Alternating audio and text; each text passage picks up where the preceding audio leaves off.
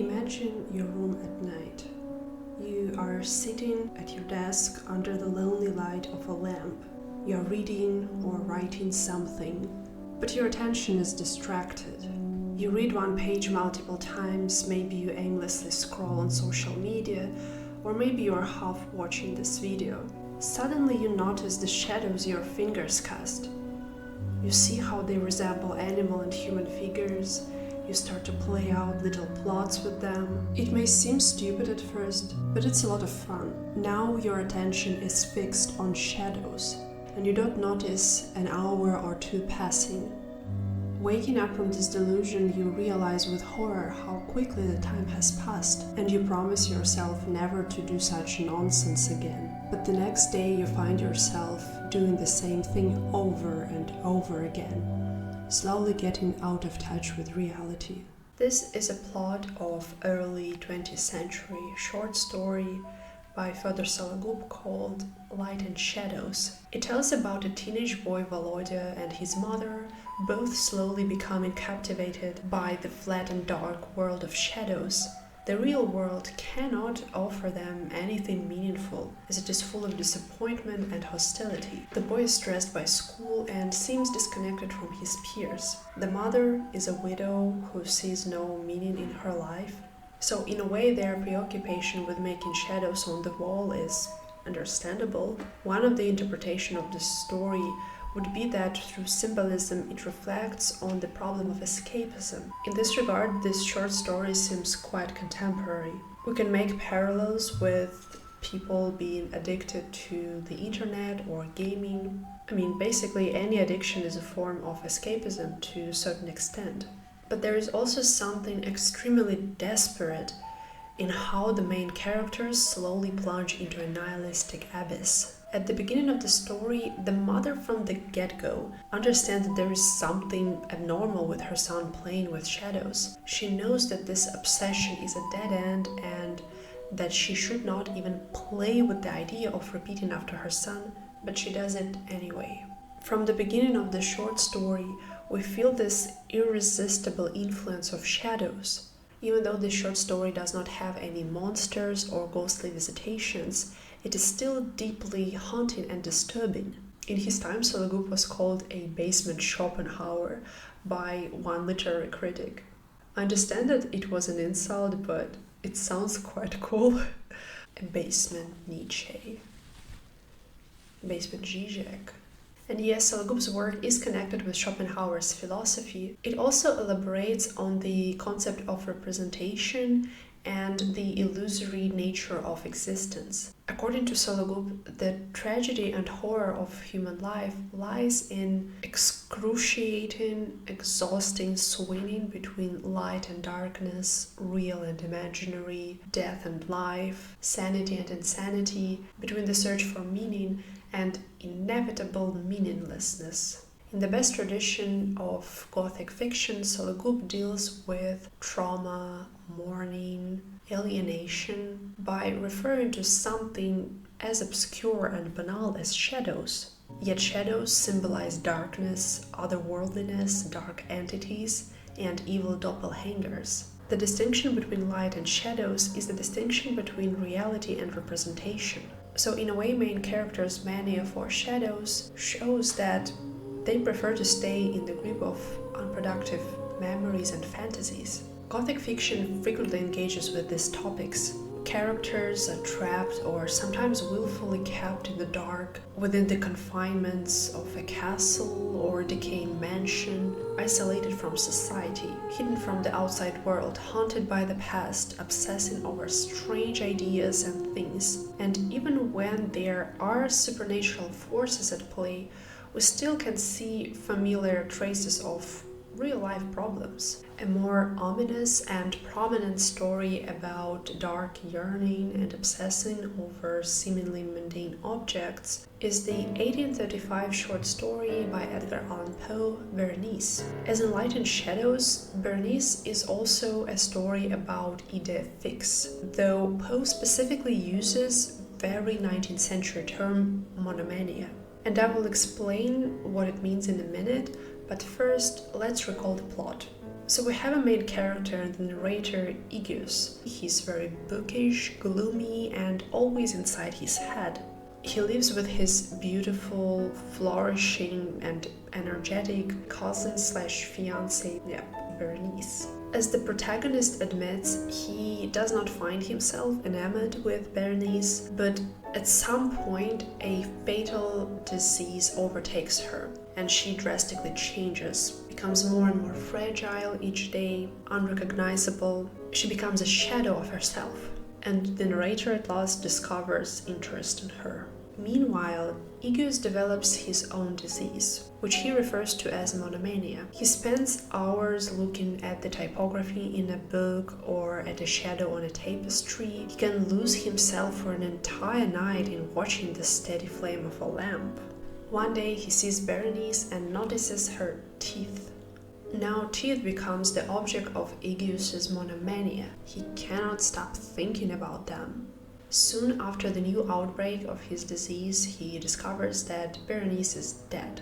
He still is in his monomaniac delirium and seemingly does not react to this tragic news. After the burial, he is sitting in the library, does not remember what he's done for the past couple of hours, but he is sure that he's done something terrible. Again, the sense of irreversible catastrophe that we saw in Light and Shadows. Finally, Aegeus learns from his servant that someone excavated and disfigured Berenice, who apparently is alive. To his horror, Aegeus finds all Berenice's teeth covered with blood in a little box on the table. It is Aegeus himself who violated Berenice's grave and removed all of her teeth while being in a delirious state. The term used to describe the condition of Aegeus, monomania, was a short-lived 19th-century medical diagnosis that was coined by the French psychiatrist Etienne Esquirol. Monomania was defined as a localized but profound break in the unity of the psyche that culminates in a single bizarre act disrupting the superficially ordinary life. In general psychopathology, Carl Jaspers points out that in monomania, quote, there is no motivation judging by all outward signs, and the act is carried out with emotionless cruelty, which is replaced by neither understanding nor regret. We have someone who is otherwise in possession of their faculties, but some ideas, images, or words enter the subject's consciousness against their will, and that can sometimes lead to a fatal, devastating catastrophe. This type of obsessive condition was not first discovered in 19th century. It's just that earlier, much of the historical record of similar mental conditions were in the religious rather than medical literature. But in the early 19th century, there was a terrible crime that shocked Europe, and the convicted person was diagnosed with monomania. So the notion of monomania was entirely constructed around this scandalous event. It happened in Paris one day in 1825. A 27-year-old servant, Henriette Cournier, was sent to buy some cheese. The shopkeeper had a 19-month daughter called Fanny, who Henriette was really fond of. Henriette was allowed to take the child for a walk. Instead, she led Fanny home, where she severed her head with a kitchen knife. 2 hours later, the mother called for her daughter. From the top of the stairs, Henriette shouted, "She's dead," and threw the head into the street. When asked why she did that, Henriette, covered with blood, apathetically answered, "First, the idea came to me, and then I intended to kill her." So an extraordinarily violent murder happened. It was done by a person who seemed normal in all other aspects for people around. Now, with the omnipresence of true crime genre and salacious descriptions of murders committed by serial killers in media, general public is at least aware that someone who seems normal can have 1 or 2 skeletons in their closet. But at the time, Henriette's case puzzled everyone. No cause, reason, or profit could be found to explain this crime. No passion was involved. just a cold-blooded murder that a criminal had a hard time explaining, apart from, I just had an idea and I did it. This case was of intellectual and professional interest to several fields simultaneously. The legal sphere was trying to figure out what degree of responsibility the convicted should take, because there was a suspicion that one could use this condition to escape punishment. The medical field was figuring out how to classify this disorder and also how to observe it, how to prove that one had it. Also later, most prominent cases of monomania crimes were researched through political and sociological lenses, because it turned out that in some cases, certain motives still could be found. Maybe they were not clear for criminals, but they kind of existed. What united all of the scholarship was the attempt to recognize and reason the strangeness and inconsistency of a monomaniacal act. Unsurprisingly, cases of monomania were also of particular interest to philosophers, because they appeared as a conflict between the metaphysics of free will and determinism. Even before Henriette's infamous case, Immanuel Kant, in his Anthropology, said that if the court struggles to figure out whether someone was in their right mind when they committed a crime, the court should send this person not to the medical faculty but to the philosophical faculty. Since psychiatry as a discipline we know now was not formed yet, the question of whether the defendant, when committing the offense, possessed his or her natural faculty of judgment and reason was a question that has to be settled by philosophers. And for Kant, philosophers are experts at recognizing the relationship between reason and action. Kant in general defined insanity as a disturbed faculty of judgment, a fractured mind that cannot combine concepts. His approach to mental illness is non-pathological. For him, someone with a healthy reason can easily fall into mental illness and vice versa. Someone with mental illness can re-establish healthy reason. So in a way, Kant admits that human reason is fragile and that we fluctuate between healthy reason and insanity. Later, psychiatry rejected the term monomania. The umbrella term just did not work to include all cases of motiveless, frequently violent acts that are resistant to understanding. So similar structural pathologies were turned into other forms of obsessive disorders. It also turned out that in the case of Henriette, certain aspects of her background made evidence that this woman was deeply disturbed. Henriette was subjected to violent treatment by her masters, and on this account she has attempted suicide. There was also suspicion that she envied the mother of the child she killed. In this regard, many cases of monomania were overshadowed by resentment. I think that this post-factum rationalization of a crime through the lenses of past trauma should be taken with a grain of salt. Nowadays, with the obsession to understand the psyche of maniac, we tend to overemphasize the idea that present crimes have a direct connection to past trauma. But not every traumatized person ends up becoming a serial killer. And also not all servants in the 19th century who were subjected to violent treatment by their masters became baby killers. So I don't think that learning about Henriette's background immediately makes her crime more understandable. This trial was extensively publicized in the media, which resulted in many cases of copycat murder attempts. There were people who also imitated monomania without actually having it. This is why I said earlier that monomania cases were of particular interest to sociology as a discipline. It was noticed that highly publicized crimes in media can lead to imitations that take a form of social contagion. Henriette's case on its own produced an epidemic of monomania. And soon doctors realized that their patients may not have monomania, but just are aware of what monomania is from newspapers. And as far as I'm concerned, there is still a problem of people learning about certain rare conditions like dissociative identity disorder from media, and then self-diagnosing them.